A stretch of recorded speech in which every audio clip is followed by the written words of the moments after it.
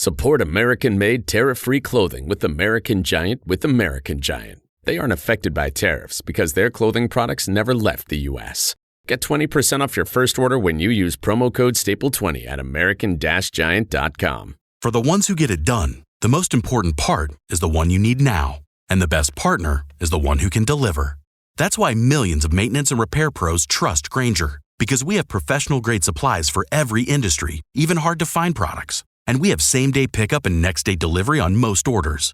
But most importantly, we have an unwavering commitment to help keep you up and running.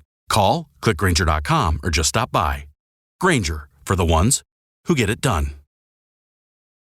A warmer for the low. Welcome to lovely Las Vegas for Coast to Coast Hoops with myself, Greg Heaps Peterson, now part of the VSiN Family Podcast. We've got an excellent podcast for you. We're going to have a two-part chat today. We're going to have Isaac Bourne aboard. He does great work over at Mid-Major Madness, taking a look at this great game that we all know and love of college basketball. He's out there more in the Midwest part of the country. I guess you could call it the southeast part of the country if you're out there in like the state of Kentucky and the Arkansas area. But we're going to be chatting with them about what we've all seen on the Missouri Valley Conference this offseason. Some mid-majors are really standing out to him that have had really nice off seasons, and we're also going to be talking about what we've seen in terms of some of these programs that have fallen off just a little bit as well. We're going to be taking a look at how the revamped Conference USA and American conferences have been looking as well, so we're going to have a great two-part chat there. Reason why I'm doing a two-part chat is that we just did not see a lot of college basketball news and notes. I'll give you them right off the top. It's going to be about a minute long, as we had two guys find a landing spot in the transfer portal. Ben Tweedy, he has decided that he is going to be going from Colgate to UW Green Bay. He averaged a little bit over 5 points, 2.2 assists per contest last season. UW Green Bay loses out on Sheldon Williams-Dryden, who was pretty much a lone Division I transfer that they had coming in. So now they're looking at Tweedy to be able to hold it down and to be able to give them a little bit of something. Yeah, that's not necessarily great for them. And Josh Omajafo, he was over at Robert Morris's last season. He was a rock solid player. 11.5 points, 4 boards. He's a okay three-point shooter. He's able to give you quite a bit down low as well. So at 6'5", he's able to do a little bit of this, a little bit of that, has some versatility. He has decided that he is going to be going to South Florida. I think that he's going to be a really good fit with that Brian Hodgson system, and you've got a South Florida team that in general has done a really good job of just being able to revamp here in the offseason. I thought that Hodgson was a really good hire for them. Doesn't bring over a whole lot of guys from Arkansas State where he was at previously, but he has done a nice job of just being able to attract quite a bit of talent in general. I do think that things are going to be very much on the up and up for them, as they did add a few guys I like a Damian Collins, a former top 75 recruit. They do bring back from Arkansas State Joseph Pignon, solid three-point shooter, and Isaiah Nelson, but you're bringing in someone like a Devin Hade, who is rock solid over at Central Connecticut State, 6'5", a little bit of a do-it-all guy. Xavier Brown, a top scorer over at James Madison. So I do like those moves, and that's pretty much all we had. So that's why it's going to be a two-part chat with our good friend Isaac, who we're going to be breaking down so much of what we're seeing in these low/mid-majors this offseason. And if you do have a question, comment, segment idea, what have you for this podcast, you have one of two ways we offer those in. First one is my Twitter/X timeline at gunit_81. Keep in mind, letters CM, they mean does not matter, so per usual, please do send these into the timeline. The other way is find an Apple Podcast review. If you rate this podcast 5 stars, it is very much appreciated. And then from there, you're able to fire in whatever you'd like to hear on this podcast via that 5-star review. And though we did not get in any Twitter/X questions today, we have a great chat coming up with Isaac right now, and you're able to follow him on Twitter/X at his first and last name, Isaac Bourne. That is ISAAC, and then BOURNE, and then an underscore after that. And Isaac, it's great to get you aboard. Thank you. Yes, sir. Thank you for having me on. I love talking sports, basketball. I mean, I've recently been a little bit of a baseball fan. Murray State, I'm actually from the city of Murray, so seeing my Racers actually make it to the College World Series has been a thrill, and I'm really excited to see them succeed, and let's see what they can do now coming up this weekend. Oh, absolutely. And how about if we do start right there, because I feel like the Missouri Valley Conference always does a rock solid job in college basketball. They're always hovering right around like 10th, 11th in terms of these conferences, and I feel like they've had a really good offseason, and I feel like there's been a lot of teams that have stepped up to the plate, have utilized a little bit more of NIL budgets, have really been able to improve their teams. 100%. The Valley this offseason, they're really shown why they're one of the best mid-major conferences in the nation. A lot of these conferences, you can kind of tell which ones are the feeder conferences and which ones are the conferences that are going to get the players from the lower level conferences. And I think the Valley has really made its claim as a conference that doesn't just want to give its players to higher level conferences. I mean, you see teams like Illinois State that are retaining their talent, and that is just because the Valley has an incredible culture. I mean, they do March so well with Arch Madness in St. Louis. And on top of all that, they bring in good coaches. I mean, you've got the likes of now Ryan Miller at Murray State, but then you've also got some other good coaches that are across the conference, likes of Brian Wardle that are staying in the conference with their team. And then also you've got guys that have also gone to those higher conferences with the likes of Drake, them losing their coach and a lot of their players, but still bringing back talent, bringing in some other good assets, and now they're reloaded and ready to go with Coach Henderson. Oh, absolutely. I do think that Drake is such an interesting team. The third different coach in 3 different years, but I still think that they're going to be rock solid as well. And I'm so glad that you mentioned Illinois State as well, because they've gotten north of 50% of their players returning from a season ago in terms of returning minutes. But one team that you didn't mention, Northern Iowa, and I feel like Northern Iowa sort of got away from their identity a few years ago when they had like Bourne and they were going a little bit more up-tempo. But what I really love is that it feels like they're going back to their roots. They're playing slow, controlled basketball, really honing in on that defense and bringing back the likes of Ben Schwieger, Leon Bond and company. I think that this could be a massive year for them too, even though they're not adding a ton in the portal. Exactly. Like you said, like Shirley Donovan loves to say, the best gets are the ones that you already have. And I mean, they had guys like Titan Anderson and Hunter Jacobson this year really lead the squad. But like you said, they're bringing back a lot of talent. And that really shows, first of all, like I mentioned earlier, that the Valley is a conference that retains its players a lot of the time. And obviously talked about Drake, but I mean, it's something that you don't see in a lot of these mid-major conferences. And I think the Valley really just has what they need, what they can, and has the Valley has the assets to retain those players. And so I'm excited to see how this year goes. Yep, I am as well. As joining me on the show, we've got Isaac Bourne. He does such great work over at Mid-Major Madness, joining me right here on Coast to Coast Hoops. And without question, the Missouri Valley Conference is going to be very exciting. But as we know, Murray State, they used to be out there in the Ohio Valley Conference. And for the Ohio Valley Conference, ever since they lost Belmont and Murray State, it's been a little bit of a downer for them. But I'm not sure what you think of this conference, but I do feel like they've been able to really do a better job of being able to both retain some talent, and a team like a Southern Indiana, in my opinion, has been one of the more underrated teams in the offseason, in that they've done a nice job of being able to bring in some guys, being able to bring in some of these guys like an Ahmad Bynum, being able to have someone like a Cardale Bailey coming on over as well. I do think that these guys are going to be rock solid, and I do think that after what was a rough go of it the last few seasons for the OVC, they're on the come up. And I would also agree, but I would agree for a different team. And I'm always high on them every single year coming into the season. This year, they didn't exactly give me what I wanted to see from them, but I really love the Little Rock Trojans. Yes. I think last year it was just unfortunate to see KK Robinson go down with that preseason injury. I remember walking into the Trojans media day, and the first thing that their director of communications, she comes up and tells me, well, KK Robinson, he's down and he's probably out for the season. And immediately all of our jaws dropped to the ground. Just absolutely devastating blow to them. But they're going to get him back this year along with his younger brother, Kalen Robinson, as a freshman. And so now you've got both of the Robinson brothers. You've got Jonathan Lawson returning, and you got Toon Gotket coming back as well, the former OVC Defensive Player of the Year. And in this conference that you see so much turnover, the Ohio Valley, having these guys come back is almost unprecedented. And so I really, really like the Trojans coming into next year. But also give me Southeast Missouri State. They retained Brendan Terry and BJ Ward, two guys that were really big in that front court. And so I really think it's going to be a lot of the same. But you mentioned Southern Indiana. I like the Ahmad Bynum pickup. I really think that he had a great season last year, and he's had a great college career. So, Greg, I could talk about all of these teams for hours. I love the OVC. I love Coach Schulman over at Tennessee Martin. I'm excited to see what he'll do next year. But, I mean, man, I really like Little Rock and SEMO coming into next year. Yeah, I do as well. And with Little Rock as well, Braxton Bayless coming on over from Western Kentucky. That's another guy that I think is going to be able to elevate.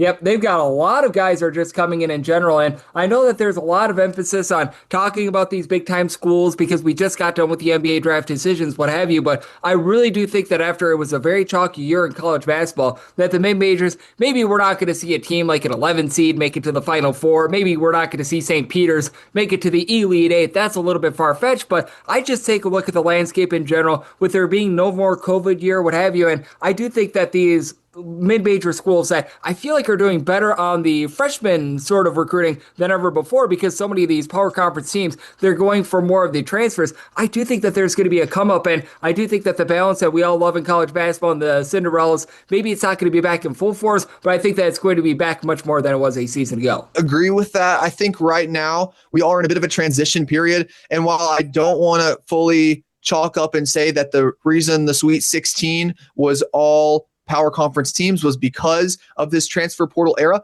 But you are seeing a bit of a transition now where the schools that have the money are going to spend that money. And basketball happens to be a sport that just brings in a lot of money.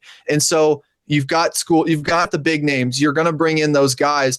And so, yes, I do feel like it's going to make those Cinderella runs more special if we do see them. But I think it's still going to be a tentative, let's wait and see before we really see how things look coming into the future. I'm sure the NCAA is definitely looking into it, but as we all know, the NCAA loves to make a very, very long process for their decision making. It might be a while before we see any very drastic change across the landscape.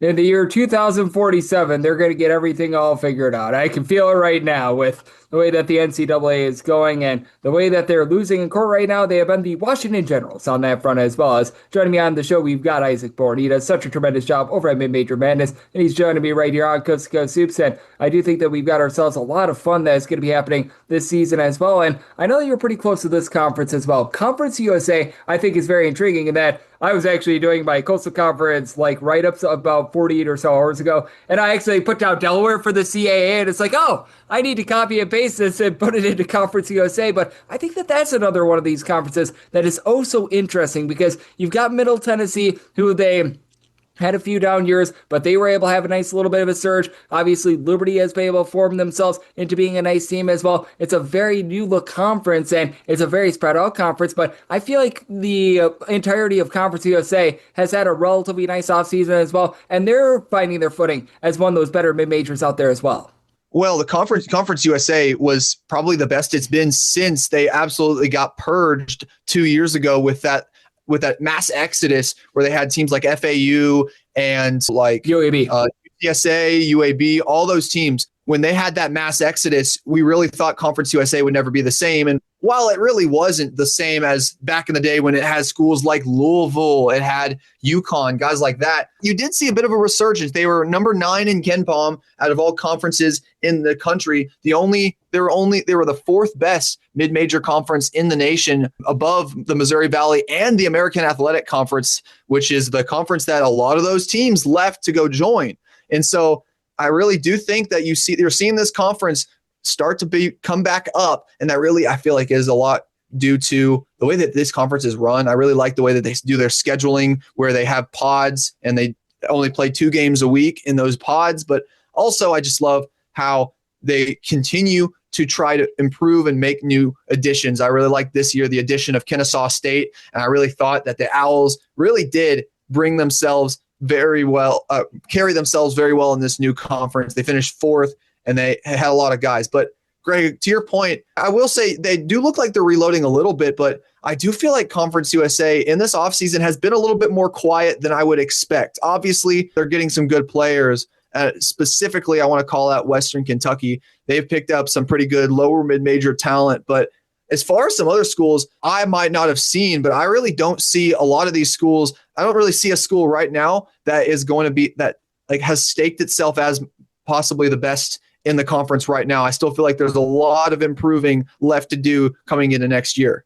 Yep, certainly. Liberty has been really the team to beat, but Liberty is not a school that utilizes the transfer portal too much, and New Mexico State has been able to add a few guys. I think that they're interesting, and They obviously had a lot of rebuilding to do after what happened a few seasons ago, but certainly I think that they're intriguing as well. And then Louisiana Tech, how do they respond to life after Daniel Batcho? I think that that is going to be such a big question as well. And I know you, Isaac, are doing such great work over at Mid-Major Madness, and we've pointed out quite a few schools with Isaac. We've taken a look at a few different conferences. Coming up next, I want to give the floor to him. I want to see which schools Isaac is taking a look at, teams that are going a little bit under the radar that he feels have had a really good offseason. And we're going to dive into that on the flip side right here on Coast to Coast Seats with myself, Greg Peterson, now a part of the VSiN Family Podcast. Everything from clothing to household items are getting more expensive each day. The world of fast fashion has complicated clothing production by outsourcing around the world to whoever can sew them the cheapest. And now you, the consumer, are paying the price with rising costs. American Giant is about keeping things simple and close to home. They aren't affected by tariffs because their products never leave the U.S. So when you buy from American Giant, you're taking a stand for hardworking people, local communities, and quality clothes. American Giant directly supports American manufacturers and ensures you aren't footing that tariff bill. Support American-made, tariff-free clothing with American Giant. Get 20% off your first order when you use promo code STAPLE20 at american-giant.com. That's 20% off when you use code STAPLE20 at american-giant.com.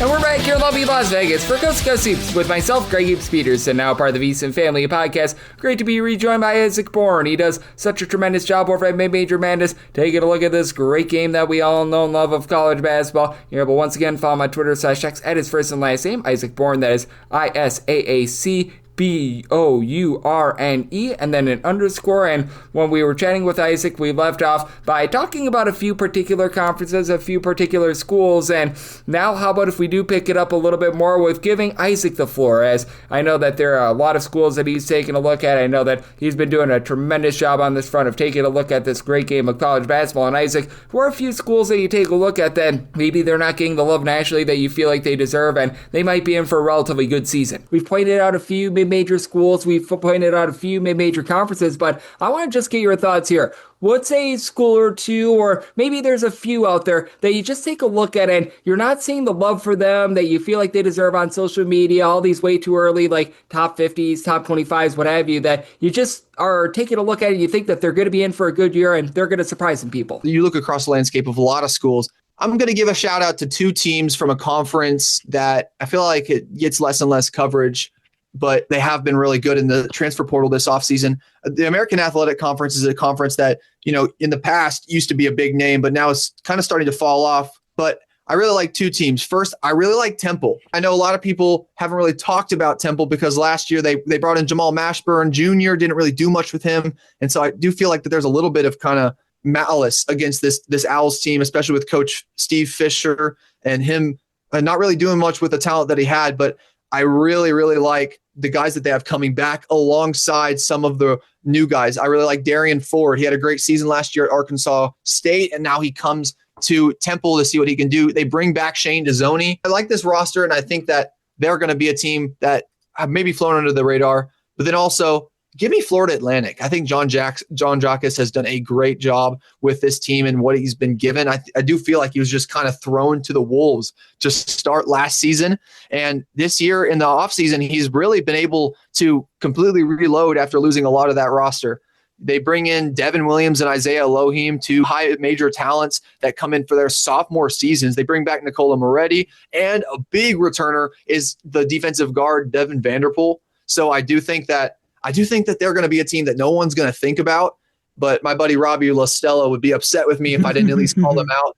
Shout out to you, Robbie, for really giving me a love for this Owls team back when I watched them at the Final Four to where they are now. Yep, absolutely. And with Florida Atlantic, they're just such an intriguing team in that they need to guard the three-point line a little bit better than what they did a season ago. That was a little bit rough, but I do think that there's a lot of raw talent there, and I'm so glad that you did give them a little bit of a plug because I do think that it's an American conference that does have quite a bit of talent. You're going to have a lot of transition with regards to North Texas, but that's another program that I take a look at, and they're one of those teams that left Conference USA a few seasons ago. They've got a very clear identity. Well, they have had a very clear identity in the past. They're going to need to look to just revamp that a little bit, but I do like the fact that they were able to reload with guys like Will McClendon. It's probably not going to be quite the same as the team that was dead last in terms of total possessions per game with having a lot of the guys from Cleveland State, Dylan Arnett and company, and that coaching regime taking over, but I think it's really interesting watching some of those guys go from the Rising League to now the American and seeing their come up. Exactly. You mentioned North Texas, and I know a lot of people are talking and seeing the transfers they get in. That's something I'm kind of worried about with them. I don't know if you bring in a coach from Cleveland State, and I do kind of like that Cleveland State roster from last year, but I don't really know if it's enough to contend in the American Conference. I feel like we've talked about, it's an underrated conference, but at the end of the day, there's a big difference between the Horizon League and the American. And I feel like Mean Green are really going to see that this year, especially when the guys that they're bringing in right now so far haven't fully impressed me, but I love to be proven wrong, and I've been proven wrong many times before. I actually said the Miami Hurricanes were probably going to be good this year in basketball, and look where they turned out. I love to be proven wrong, but at the end of the day, if I am proven right, at the end, I still get to be right. So, everybody likes to be right every once in a while. Oh, absolutely. And I'm so glad you mentioned that as well. I want to wrap it up with this. It does feel like the Rising League has fallen on some tough times. I like what I saw of Robert Morris this past season, but do you feel like that's one of those conferences that is starting to lose its luster just a little bit and could use a little bit of a shot in the arm? I don't know. The Horizon League, I'm up and down on it a lot just because I do feel like that they've been in contention with the MAC as kind of that area of the more Midwestern area. They've kind of been in contention with them to see who's going to be the better conference. And I feel like for a while it was the MAC, but now it's almost definitely the Horizon League. And so you have to give them props for, bringing in such a rich culture of basketball. I feel like you've got a lot of teams in here that have really staked their claim. Northern Kentucky's a team that while they didn't do too well this year, you can always count on them to have a decent squad. Then also, you have Greg Campy at Oakland. He's another great figure in this conference. And then Milwaukee had a great team this year. Robert Morris, we talked about them. And then Cleveland State. All these schools have always had it when it comes to the Horizon League. And so I like it. I like where they are, where they were last season. We're going to have to wait to see where they're going to be next season, especially with the transfer portal kind of tearing up on those lower or mid to lower mid-major teams. And so a lot of this podcast really is just, we'll have to wait and see because yes, obviously we're starting to go a little bit along in the transfer portal, but we really haven't seen how these teams are going to fit in, especially when now with so many transfers, you've got players from higher level schools that are going to lower level schools and the opposite. And it's really hard to determine, how they're going to fit into the system, how the pace of play will really affect them and things like that. So I hate to say it, but it really always is just let's wait and see. But this is kind of what I can say right now. Absolutely, and it is going to be interesting, and Horizon League needs to stop hiring on radio show hosts to be able to help out their programs, but that said, certainly UW-Milwaukee has had a nice come up, and Isaac, I know that you're doing great work over at Mid-Major Madness. Let the good people at home know what's all on tap for you and how people can follow along on social media and other platforms. Well, everybody, you can follow me on X at IsaacBourne_. Most of the time this summer, I'll be kind of a little bit less active, just posting some things I see online and things like that. But also you can check out all my articles at midmajormadness.com and you can scroll down to my name and I'll be there for all of that. But those are the two main places you can find me. But thank you so much, Greg, for having me on tonight. Absolutely. Isaac does a tremendous job covering this great game of college basketball and lending such great insights. So big thanks, Isaac, for joining me on Coast to Coast Hoops, now part of the VSiN Family Podcast. And if you do like hearing from this fine podcast, Coast to Coast Hoops, you're able to subscribe wherever your podcast, Apple Podcasts, Google Play, Spotify, Stitcher, and TuneIn. If you have a question, comment, segment idea, what have you for this podcast, you do have one of two ways we offer those in. First one is my Twitter/X timeline at gunit_81. Keep in mind, Larry ZM, name does not matter. So as per usual, please do send these into the timeline. The other way is find an Apple Apple Podcast review. If you rate this podcast 5 stars, it is very much appreciated. And then from there, you're able to fire in whatever you'd like to hear on this podcast via that 5-star review. And I'm coming at you guys every single day on this podcast, regular season and off season. So I'll be back with you once again tomorrow. Thank you. Everything from clothing to household items are getting more expensive each day. The world of fast fashion has complicated clothing production by outsourcing around the world to whoever can sew them the cheapest. And now you, the consumer, are paying the price with rising costs. American Giant is about keeping things simple and close to home. They aren't affected by tariffs because their products never leave the U.S. So when you buy from American Giant, you're taking a stand for hardworking people, local communities, and quality clothes. American Giant directly supports American manufacturers and ensures you aren't footing that tariff bill. Support American-made, tariff-free clothing with American Giant. Get 20% off your first order when you use promo code STAPLE20 at American-Giant.com. That's 20% off when you use code STAPLE20 at American-Giant.com. For the ones who get it done, the most important part is the one you need now. And the best partner is the one who can deliver. That's why millions of maintenance and repair pros trust Grainger, because we have professional-grade supplies for every industry, even hard-to-find products. And we have same-day pickup and next-day delivery on most orders. But most importantly, we have an unwavering commitment to help keep you up and running. Call, click Grainger.com, or just stop by. Grainger, for the ones who get it done.